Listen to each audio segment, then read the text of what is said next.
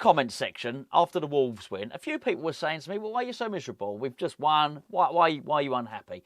Now, first of all, I didn't think I was unhappy. I was relieved. I felt relieved. But I clearly wasn't ecstatic. Don't get me wrong. When James Ward-Prowse scored, I was cheering. I was up. I was jumping around. Anyone that knows me, anyone that's been to games with me, when we score, I jump around. I get very, very excited. I am excitable by nature. And, of course, when the goal, Max Kilman's headed goal, got disallowed, I was feeling that we got a lucky escape.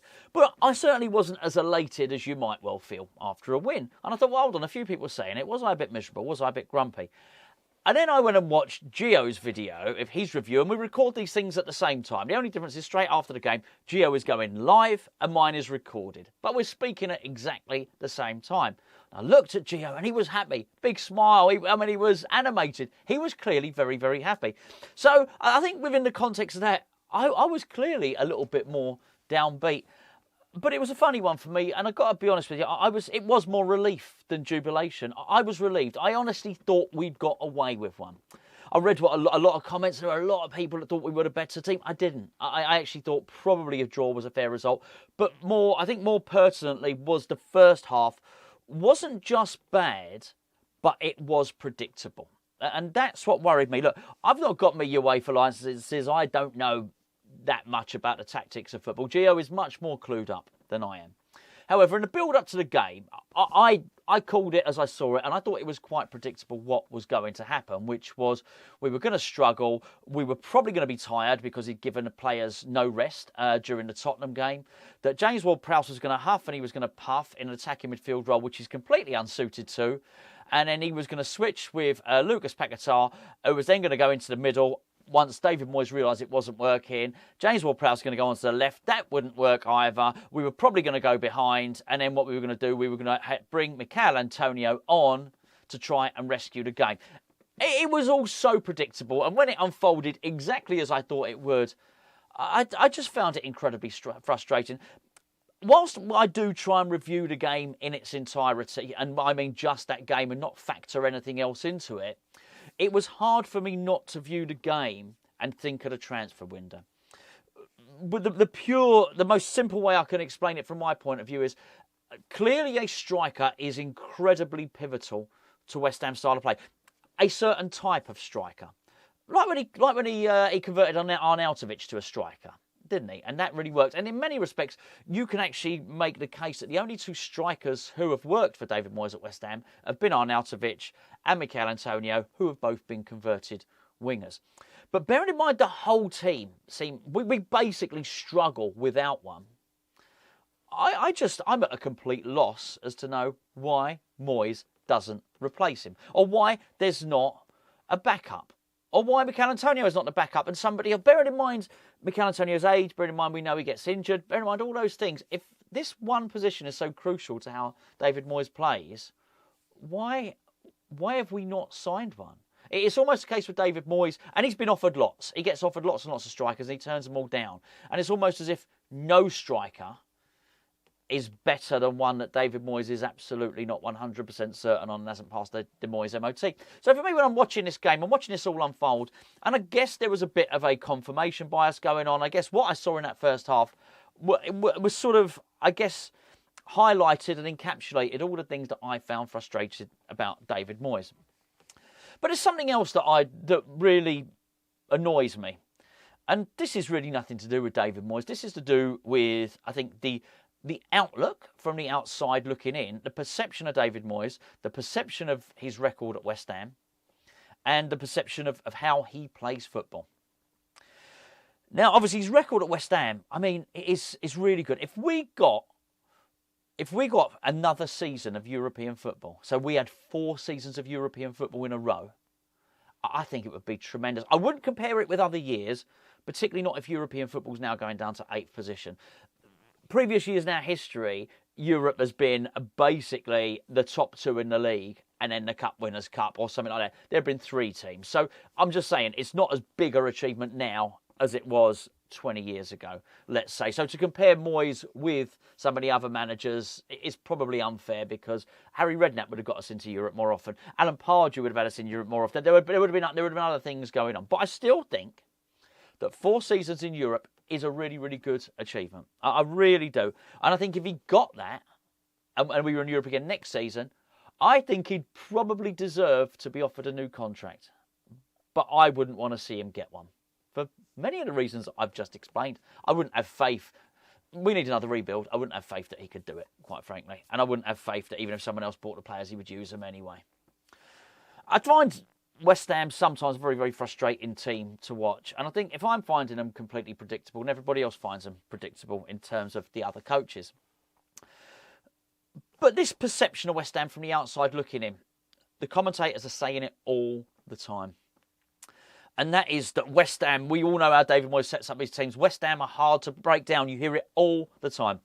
It was in the commentary for that game against Wolves, in the commentary for every game. It's in everything you read that's not written by a West Ham site, for instance. And I find it the most infuriating statistic in the world. It's not easy to, if you are a general journalist who has to cover every team, to keep on top of everything, but you don't need to be for this. You just got to, before you write your article, before you speak on the microphone, before you get on camera, you've only got to do 10 minutes of research, and it will quickly throw up that West Ham's defence is crap. It's absolutely awful. We are one of the worst teams in the Premier League. I mean, it's only the 3 relegated teams. Okay, they haven't been relegated yet, but the 3 teams in the relegation zone, and Brentford, who are doing crap this season, who have conceded less than West Ham. Now, that's fine, but it's not fine for somebody that's perceived to be a defensive genius. What we are told by the mainstream media, and when I buy that, I mean TalkSport, I mean Sky Sports, I mean all of these people. We are told as West Ham fans, okay, you might not play the most attacking football. You might sit back. You might sit with all your men behind the ball and try and play a counter-attacking brand of football. But you do that because David Moyes, be grateful for what you got. David Moyes has been really good for you as a defensive manager. And that's that. But the fact of the matter is, he does. He tries to be defensive, but it doesn't work. And the stats show you that. But there's another stat as well, which feeds into this. Because, I mean, look, goals against is not a great stat. But you would take it if you were an attacking team. But we don't score loads of goals either. We are very, very... The margins of us getting wins are very tight. For West Ham invites so much pressure upon us that we are relying on a large dollop of luck, like you saw with the VAR, or outstanding man-of-the-match performances from the goalkeepers. Because really, the brick wall that David Moyes thinks he's built, the bank of 4 and the bank of 5 or whatever it is, it basically doesn't work. It's very rare. We're in the top 10, and I'm grateful for that. I'm not ungrateful. I'm just trying to explain something that frustrates me about the perception of West Ham and what frustrates me about David Moyes. It's very rare to have a team, particularly late on in the season, once the league is balanced out, to have a team in the top half of the league, the Premier League, with a negative goal difference. It's most don't. Most have positive. West Ham have got a negative goal difference. Well, and for the simple reason is we can see more than we score. So it doesn't stack up. None of it stacks up. You would take loads of goals being conceded if you were, I'm going to use a terrible and old example here, but Kevin Keegan's Newcastle, who were just okay. They'll let in 3, but they'll score 5. Bielsa was a bit like that in the Championship with Leeds, and I didn't work in the Premier League. And no, I'm not saying, before I get paraphrased for it, I'm not saying I want Bielsa at West Ham. I'm just making the point that we are awful at defending. And of course, the other stat that's really come to prominence following the loss, following the win against Wolves, was the penalty statistic. And that is that West Ham have conceded the most penalties in the Premier League. Okay, that's not great until you hear it's 10. That's how much pressure we've invited upon ourselves constantly. That's how ineffective this shield is. Because the trouble is when you're constantly asking your defenders to defend, this is what I think is the problem with Nathan Gerd. I think Nathan Gerd would be an effective central defender for a lot of teams, not at West Ham. He cannot defend for 90 minutes. He needs a break. He needs the ball for sustained periods up the other end of the pitch. Basically, he's a central defender for an attacking team. Liverpool were linked with him. I wasn't surprised. They sort of make sense when I look at them. The way they play, the long passing, the pace, the high line, the fact that their defence isn't always under the cosh, it sort of makes sense. But when you're inviting that amount of pressure on your defenders, at some point someone's going to hack someone down. And I go back to poor old Vladimir Coufal. I'm only using this example because he's one of the recent ones. And at that performance against Newcastle, what Coufal needed was a little breather now and again, a chance to reset, really. And it was really hard for him to get one because the ball is always coming back at him all the time because we just don't keep the ball very well. Ironically, against Newcastle, we did keep the ball for a really good period on about the 60-minute mark, and then that's when David Moyes did his change. Anyway, we've been through that, we've covered that. The other statistic, that statistic itself is bad enough, but when you look and see who the second worst team are, so we've conceded 10 penalties, the second worst team are Everton with 7. Well, that's 25% more than the next worst team. That's awful. That's awful. I mean, that's a shockingly bad stat. So we already know that we have one of the worst defences in the league, the 4th worst defence in the league, if you want. We already know that we are the worst at conceding penalties. And there's one other statistic, and I've got to thank Hammers News for this. Without reading Hammers News, I would not have known this statistic, so thank you very much indeed. That West Ham have let the opposition have the most touches inside our box from everyone apart from Sheffield United. Everybody aside from Sheffield United. Let me just get this right, because I've just got to pull out the Premier League, because I've got a figure of 80. I've got a figure of 80 in my mind. It's true. Sheffield United have conceded 80 goals. 80 goals. 80 goals. It's horrendous. They have 15 points. They've conceded 80 goals. Only that team, who are one of the worst teams the Premier League has ever seen, only that team allow the opposition more touches in the box than West Ham. My point is we're inviting it upon us all the time. We are asking for trouble. We are asking for trouble by doing it. Now, of course, there's going to be a counter argument here, which is, well, hold on a second. What's your problem? What's your problem here? We're 7th in the league. Why would I have a problem? Whatever it is, it's working. Yeah, do you know what? It is. But I just feel when for it to work, because the stats bear this out, we need luck and we need stellar, epic goalkeeping performances. Well, I guess that's okay. We've got 2 good goalkeepers, right? Even when one's injured, we've got another one that can go between the sticks. I struggle with it. I really, really struggle with it because I think ultimately your luck runs out. And I think it's avoidable. I think we didn't need to do the first half against Wolves. I thought it was completely avoidable. For any number of things. Anything would have done it. Him picking maybe a striker. I think in some instances some of our injuries are avoidable because he just plays the players to death.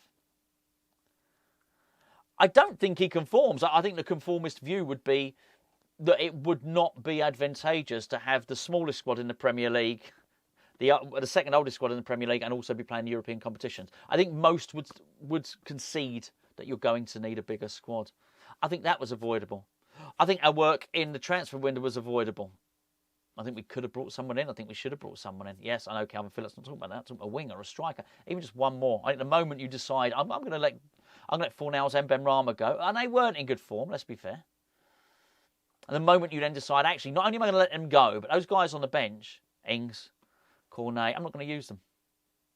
I am going to literally try and go, and it sometimes feels like this with almost 11 players. I think it's all avoidable. I think we're really lucky against Wolves, and I really do. I think we were lucky on a number of things. I think we were lucky that Wolves team was decimated by injury. I think we were really lucky that, what's his name, mate, Nouri went off, who was tearing us apart. Went off after 55 minutes. Then we got a foothold in the game. I just think all this stuff, and I just find it very, very frustrating. So I think 2 things there. I think I'm frustrated with the perception of West Ham that somehow David Moyes is this defensive masterclass manager. He's not. He is terrible at defending. It's terrible. The one thing he claims to be able to do, actually he doesn't. But let's call this. To be fair, David Moyes said the other day, I'm attacking manager. Well, as I say, we score less goals than we concede, so I'm not sure he's that. So he's not calling himself a defensive manager. Let me be fair on him. But the media do. He has acquired this moniker of being a defensive manager. West Ham are comfortable. That's what they say. This is what they say. West Ham are comfortable out of possession. We're not. We're not. We are bursting at the seams. We are the boat, the proverbial boat that's filling up with water, and we're bailing out buckets of water all the time, and there's more and more water lapping over the sides. We are not comfortable. I do not like this observation, this analysis of West Ham. Oh, look. Somehow we are Sachi's 1980s AC Milan team. Oh, we're not. George Graham's Arsenal team. Jose Mourinho's first incarnation of a Chelsea team. That is not us. We are bloody useless. And it doesn't matter how much money David Moyes spends on central defenders. Big money every season on central defenders. It never gets any better. It's just crap at it. But he's lucky. He is lucky. And as somebody once said, I don't know who the bloody hell it was, that it's better to be a lucky manager than a good manager. And if David Moyes manages to luck us into European competition again next season, and we manage to win a trophy, I promise you lot, I will not be miserable.